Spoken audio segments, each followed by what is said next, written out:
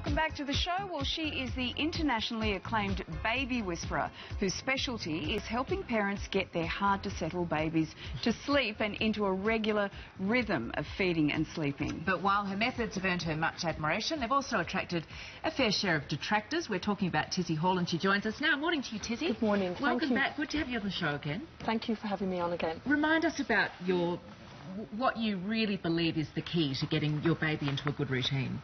Well, I think the key is that we look at the whole picture. So we don't just look at why they're not sleeping, or we don't look at putting them in a routine and doing things like control crime. We look at where they're sleeping, we look at their cot, we look at their bed, we look at their bedding, we look at their mattress. Believe it or not, there was an email in the inbox this morning from someone saying, I changed the mattress protector, I took it off, and my baby slept 12 hours. It can be that simple. OK, well, let's work out, first off, what's the benchmark? How much should babies be sleeping, and at what ages? Well, when a baby's first born, you don't want them to sleep too much. So when a baby very first comes out of mum, that baby could sleep for 12 hours. They can be exhausted after birth. You don't want them to sleep too long, because if you let them sleep too long, your breast milk's going to dry up.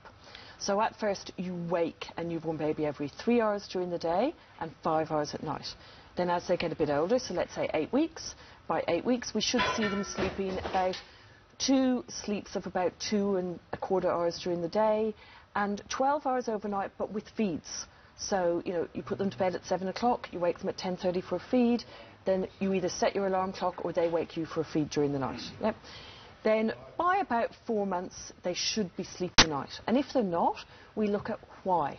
And 9 times out of 10 in Australia, it's bedding. It's that simple. In Australia, for some reason, everybody is very scared of using the correct bedding with their children because they're worried of overheating them and causing SIDS. All right, what is the correct bedding, in your opinion? If you came to me and said, my baby's not sleeping, the first thing I'd look at is your mattress. How old are we talking about? It from a newborn? From newborn. Okay, so prevention's the best cure. So we're talking about a newborn up, right? So if you came to me, the first thing I'd look at is your mattress. Make sure if you press your hand down on the mattress, when you lift your hand up, there's no handprint. If there's a handprint, it's not safe for your baby to sleep, right? Then the next thing we look at is mattress protector. We've tested hundreds on the market. There's only one that we believe doesn't make a baby sweat. I've tried to copy it. Even if we make it 100% cotton, babies still sweat. There's something about this magic mattress protector by Bambi, and it works. If you can't afford the mattress protector, use a cotton towel, but no mattress protector or a cotton towel. Then your sheet over the mattress, and then believe it or not, babies have come out of here. It's really hot. They want to be warm. Now, I'm going to say a 9-month baby, because then we don't need to talk about wrapping and the safety issues with wrapping, so we'll talk about a 9-month-old baby. A 9-month-old baby should sleep in a long-sleeved bodysuit, which is like this. Buttons under the bum, long sleeves. Then a baby grow, which can be either of these, right? Even in summer? Even in summer, right? Then a safe sleeping bag, right? So that's your safe sleeping bag.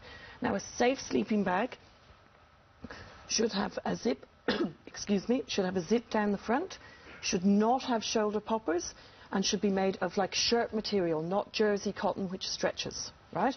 So then a safe sleeping bag. No poppers because they can get out?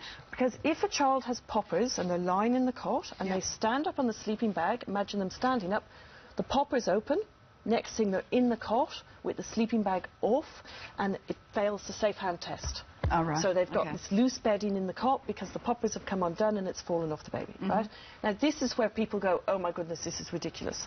When you come to me with a sleep problem and you go, oh, my goodness, this is ridiculous, I know bedding's going to cure your child's sleep problem.